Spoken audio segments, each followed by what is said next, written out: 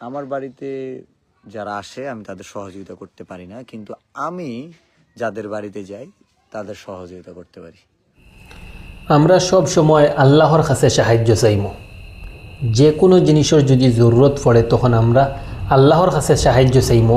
এমনকি যদি আপনার স্যান্ডেলের ফিতা আসারও জরুরত পড়ে তখন আপনি স্যান্ডেলের ফিতাটাও আল্লাহর কাছে চাইবা, কারণ দেনেওয়ালার মালিক হইলাগে আল্লাহ।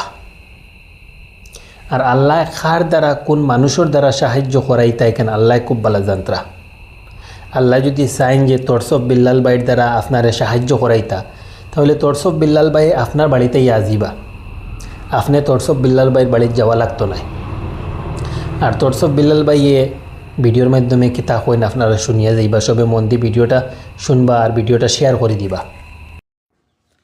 আসসালামু আলাইকুম। সাহায্যের জন্য দূর দূরান্ত থেকে আমার বাড়িতে যারা আসেন তারা তো এসেছেনই, আর ভবিষ্যতে যারা আসবেন তাদের জন্য একটু বলে রাখি। আমি এই কথাটা অনেকবার বলছি, কিন্তু ভালো কথাগুলো অতটা ছড়ায় না, মন্দ কথা যতটা ছড়ায়।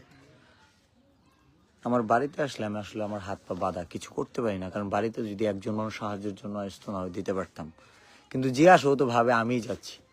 কিন্তু ঠিক এই ভাবনা নিয়ে আরও অনেকে আমার সাথে দেখা করতে আসে, যারা কোনো সাহায্য সহযোগিতার জন্য, আর্থিক অনুদানের জন্য আমার বাড়িতে আসেন।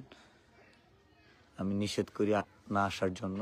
যদি আসেন, তবুও যদি আসেন, শুধু একটা কথাই বলবো, আপনি হতাশ হবেন, আপনার জন্য কিছু করতে পারবো না।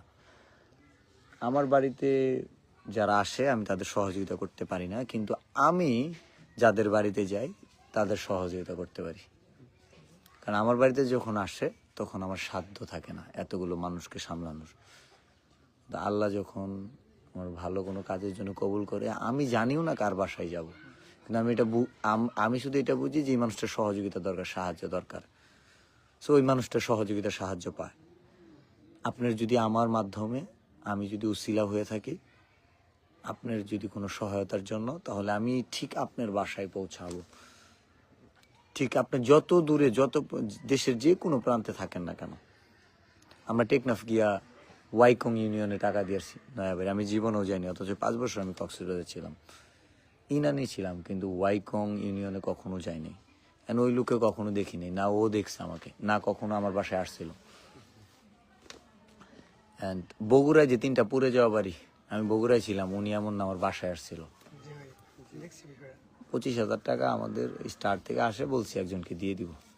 তো তারপরে হচ্ছে গিয়ে কাকে দিব, এর মধ্যে একজন বললো ভাই এক জায়গায় বাড়ি পড়ছে একটা, পরে যায় দেখি 3টা। ওইটা দিতে গিয়ে আমি প্রতিশ্রুতি দিলাম যে আমি 3টা বাড়ি করে দিব 6 লাখ টাকা দিয়ে, যদি না দেয়